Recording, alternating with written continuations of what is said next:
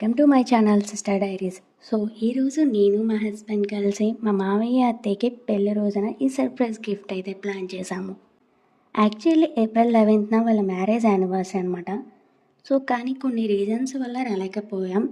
So ఇలా ఈ Sunday అయితే గిఫ్ట్ అయితే ఇచ్చేస్తున్నాం అనమాట. వాళ్ళ రియాక్షన్ ఎలా ఉంటుందో చూసేద్దాం పదండి. యాక్చువల్లీ మీకు ముందే అర్థమైపోయి ఉంటుంది అది ఫోటో ఫ్రేమ్ అని. కానీ మనం కావాలని చేయించుకోవడం వేరు, ఒకరు మనకి గిఫ్ట్లా ప్రజెంట్ చేయడం అనేది ఆ ఫీలింగ్ అయితే వేరనమాట. యాక్చువల్లీ వాళ్ళకి మ్యారేజ్ అయ్యి 34 ఇయర్స్ అయితే అవుతుంది. ఇది 35th యానివర్సరీ. అందుకే ఎందుకో గిఫ్ట్ అయితే ఇవ్వాలనిపించింది నాకు. పెద్ద డిఫరెంట్గా అంటే 35th యానివర్సరీ కాబట్టి సో ఇలా 35 అని చెప్పేసి రాయించి అందులో ఫొటోస్ ఇన్కార్పొరేట్ చేద్దామని చెప్పేసి ఇలా అయితే నేను చేయించాను. పెద్దవేవో కాకుండా ఇలా చిన్నగా అయితే నేను ఫోటో ఫ్రేమ్ ప్లాన్ చేశాను. ఇలా మా అత్తయ్య మావయ్య అయితే ఫుల్ ఖుషి అయితే అయిపోయారు. నా సజెషన్స్ ఏంటంటే అప్పుడప్పుడు ఇలా అత్తయ్య మామూలుకి కొంచెం చిన్న చిన్న సర్ప్రైజ్ గిఫ్ట్లు ఇస్తూ ఉండడం వల్ల కోడల్ని కూడా కూతుర్లా చూసుకుంటారు.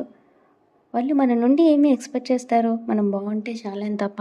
చిన్నప్పటి నుంచి మనకే వాళ్ళు చాలా ప్రెజెన్స్ అయితే ఇస్తూ ఉంటారు. సో మన పేరెంట్స్కి ఇలా సర్ప్రైజ్గా గిఫ్ట్ ప్లాన్ చేయడం అనేది వాళ్ళు ఇంకా ఆ హ్యాపీనెస్ అనేది వేరే లెవెల్ అసలు.